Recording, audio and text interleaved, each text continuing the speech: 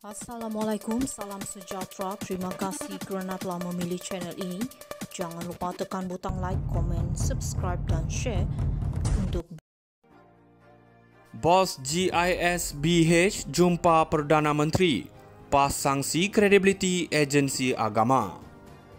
Hari ini kita akan membincangkan isu yang melibatkan PAS dan kebimbangan mereka terhadap kredibiliti pihak berkuasa agama selepas pemimpin tertinggi Global Ikhwan Service and Business GISBH dibenarkan untuk bertemu dengan Perdana Menteri Datuk Seri Anwar Ibrahim.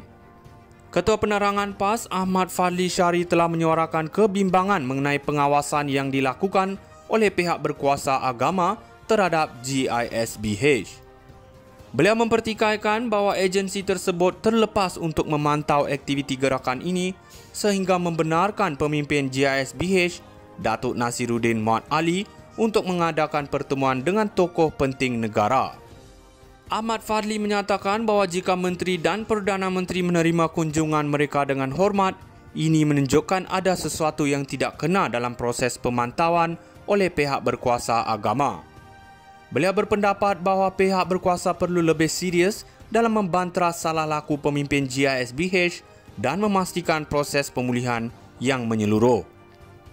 Beliau juga menekankan pentingnya menyelidik akar umbi gejala ini bagi memastikan generasi baru yang terpengaruh oleh gerakan ini tidak terus ditipu. Ahmad Fadli menegaskan bahawa jika langkah pemulihan tidak dilaksanakan, masyarakat akan terus menghadapi drama yang sama dengan modus operandi yang tidak berubah pada masa hadapan. Kesimpulannya, kenyataan daripada Ahmad Fadli mencerminkan kebimbangan PAS terhadap keupayaan pihak berkuasa agama dalam menjalankan tanggungjawab mereka. Pertemuan GISBH dengan Perdana Menteri menimbulkan tanda tanya mengenai tahap pemantauan dan pengawasan terhadap organisasi yang dianggap mempunyai sejarah kontroversi ini. Bos GISBH jumpa Perdana Menteri, PAS sanksi kredibiliti agensi agama. Hari ini kita akan membincangkan isu yang melibatkan PAS dan kebimbangan mereka terhadap kredibiliti pihak berkuasa agama selepas pemimpin tertinggi Global Ikhwan Service and Business GISBH dibenarkan untuk bertemu dengan Perdana Menteri Datuk Seri Anwar Ibrahim. Ketua Penerangan PAS Ahmad Fadli Shari telah menyuarakan kebimbangan mengenai pengawasan yang dilakukan oleh pihak berkuasa agama terhadap GISBH. Beliau mempertikaikan bahawa agensi tersebut terlepas untuk memantau aktiviti gerakan ini sehingga membenarkan pemimpin GISBH, Datuk Nasiruddin Muhammad Ali, untuk mengadakan pertemuan dengan tokoh penting negara. Ahmad Fadli menyatakan bahawa jika Menteri dan Perdana Menteri menerima kunjungan mereka dengan hormat, ini menunjukkan ada sesuatu yang tidak kena dalam proses pemantauan oleh pihak berkuasa agama.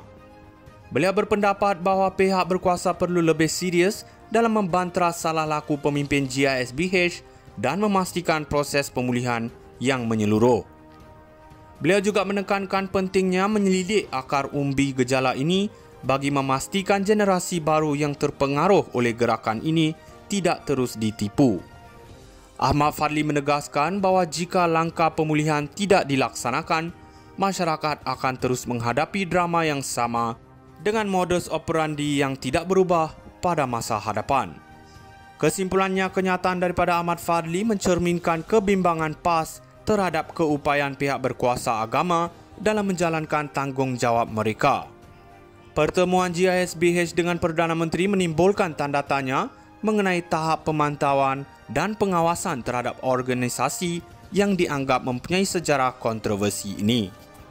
Bos GISBH jumpa Perdana Menteri, PAS sanksi kredibiliti agensi agama.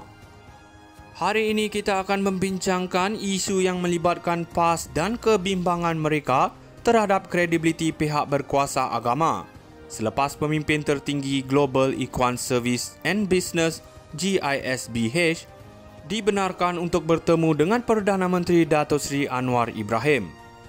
Ketua Penerangan PAS Ahmad Fadli Shari telah menyuarakan kebimbangan mengenai pengawasan yang dilakukan oleh pihak berkuasa agama terhadap GISBH.